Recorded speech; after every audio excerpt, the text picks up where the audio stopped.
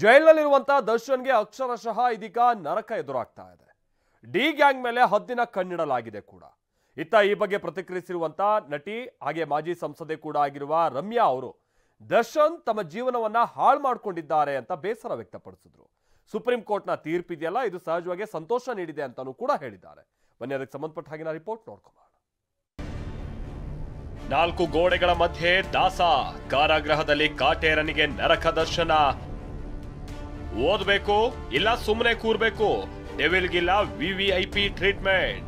ಜೈಲನ್ನೇ resort ಮಾಡಿಕೊಂಡು ದರ್ಶನ್ ರಾಜಾತಿಥ್ಯ ಪಡೆದು ಜಾಮೀನು ಕಳೆದುಕೊಂಡಿದ್ದಾರೆ. ಸುಪ್ರೀಂ ಕೋರ್ಟ್ ಚಾಟಿ ಬೀಸಿದ ಬೆನ್ನಲ್ಲೇ ಜೈಲಾಧಿಕಾರಿಗಳು ದರ್ಶನ್ ಅಂಡ್ ಗ್ಯಾಂಗ್ ಮೇಲೆ ಒಂದಲ್ಲ 2 ಕಣ್ಗಳನ್ನಿಟ್ಟಿದ್ದಾರೆ. ಜೈಲಿನ ನಿಯಮ ಉಲ್ಲಂಘನೆ ಆಗದಂತೆ ಕ್ರಮ ವಹಿಸಿದ್ದಾರೆ. ಸದ್ಯ ಉದ್ಘಾಟನೆಯಾಗದ 500 ಕೈದಿಗಳ ಸಾಮರ್ಥ್ಯದ ಕೊಠಡಿ ಸಂಖ್ಯೆ 1ರಲ್ಲಿ ದರ್ಶನ್ ಅಂಡ್ ಗ್ಯಾಂಗ್ ಇದೆ. ಅಲ್ಲಿ ಹೇಗಿದೆ ಜೀವನ ಅನ್ನೋದನ್ನ ತೋರಿಸ್ತೀವಿ ನೋಡಿ. ದಿನದ 24 ಗಂಟೆಯೂ 4 ಗೋಡೆ ಮಧ್ಯೆಯೇ ದಾಸನ ಜೀವನ ನಡೀತಾ ಇದೆ.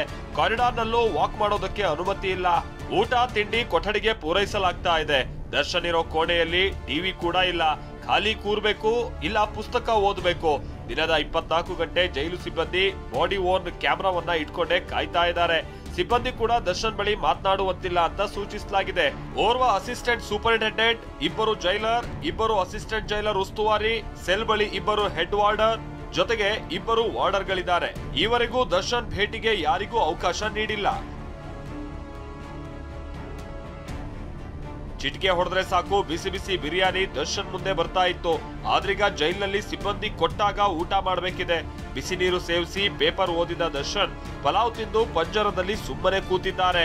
ಅತ್ತ ಪವಿತ್ರ ಗೌಡ ಸಹ ಕೈದಿಗಳ ಜೊತೆ ನಿಧಾನವಾಗಿ ಹೊಂದ್ಕೊಳ್ತಿದ್ದಾರೆ.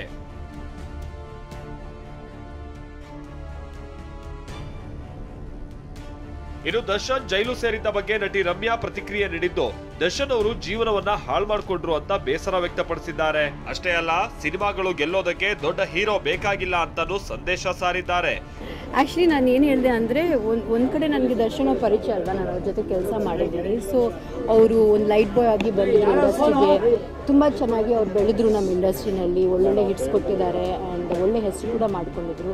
ಸೊ ಆ ಒಂದು ಅವರು ಗ್ರೋತ್ ನೋಡಿ ನನಗೆ ಹೆಮ್ಮೆ ಆಗ್ತಾಯಿತ್ತು. ಯಾಕಂದರೆ ಏನು ಇಲ್ಲದೆ ಬಂದು ಇಂಡಸ್ಟ್ರಿನಲ್ಲಿ ಒಂದು ಒಳ್ಳೆ ಹೆಸರು ಮಾಡಿ ಒಂದು ಮಟ್ಟಕ್ಕೆ ಬೆಳೆದಿದ್ದಾರೆ ಅಂದರೆ ಒಂದು ಖುಷಿ ಆಗುತ್ತೆ. ಬಟ್ ಇವತ್ತು ನನಗೆ ಈಗ ಆಗದೆ ಹೋಗಿದ್ದಿದ್ರೆ ಇನ್ನೂ ಅಷ್ಟು ಚೆನ್ನಾಗಿರ್ಬೋದಾಗಿತ್ತು. ಆದರೆ ಅವ್ರ ಜೀವನ ಹಾಳು ಮಾಡಿಕೊಂಡ್ರು ಅಂತ ಅಲ್ಲಿಗೆ ನನಗೆ ಬೇಜಾರ ಆಯಿತು ಅಷ್ಟೇ. ಬಟ್ ಒಂದು ಸಮಾಜದಲ್ಲಿ ಇದ್ದೀವಿ ನಾವು.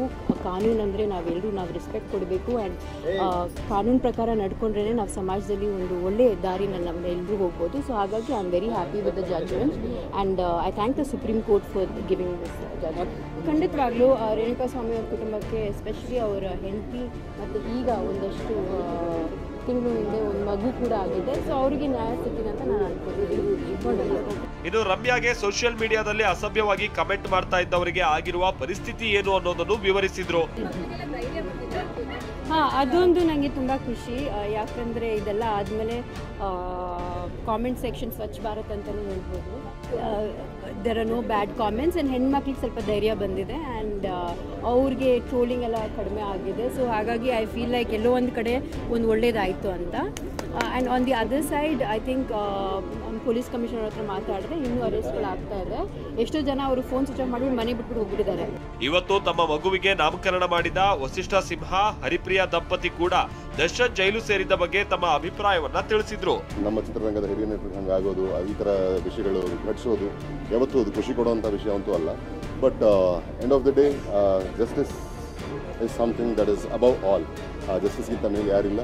ಆ್ಯಂಡ್ ಎಲ್ಲಿ ನ್ಯಾಯ ಇರುತ್ತೋ ಅಲ್ಲಿಗೆ ನ್ಯಾಯ ಸಲ್ಲಬೇಕು ಅನ್ನೋದೇ ನಮ್ಮ ಪ್ರಾರ್ಥನೆ. ಆ್ಯಂಡ್ ನಮಗೆ ಆಗಲೇ ಹೇಳ್ದಂಗೆ ಅಂಥ ಒಬ್ಬ ವ್ಯಕ್ತಿಯ, ಅಂಥ ಒಬ್ಬ ನಟನ ಬದುಕಲ್ಲಿ ಥರದ ಘಟನೆ ಘಟಿಸಿರೋದು ತುಂಬ ದುಃಖಕರ ವಿಷಯ.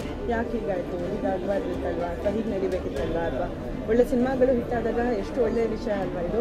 ಹೊಸಬರ ಸಿನಿಮಾ ಹಿಟ್ ಆಗಿದೆ ಅಂತ, ಸೊ ತುಂಬ ಖುಷಿ ಆಗುತ್ತೆ. ಮತ್ತು ಈ ಥರ ಏನಾದರೂ ಆಗಬಾರ್ದಿರೋ ಅಂಥ ಘಟನೆಗಳು ನಡೆದಾಗ ಹೀಗೆ ಆಗ್ತಾಯಿತ್ತು ಅಂತ ಬೇಜಾರು ಮಾಡ್ತಿದ್ದೀವಿ.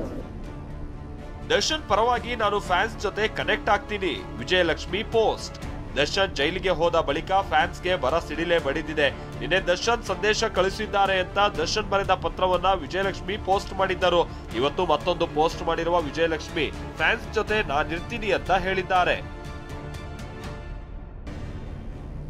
ಡೆವಿಲ್ ಸಿನಿಮಾ ರಿಲೀಸ್ಗೆ ರೆಡಿ ಆಗ್ತಾ ಇದೆ. ದರ್ಶನ್ ಅನುಪಸ್ಥಿತಿಯಲ್ಲಿ ಸಿನಿಮಾ ರಿಲೀಸ್ ಆಗಬೇಕಾದಂತ ಸ್ಥಿತಿ ಬಂದಿದೆ.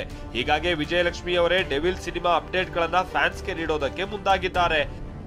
ಆನೇಕಲ್ನಿಂದ ರಾಮು ಜೊತೆ ರಾಚಪ್ಪ, TV9 ಬೆಂಗಳೂರು.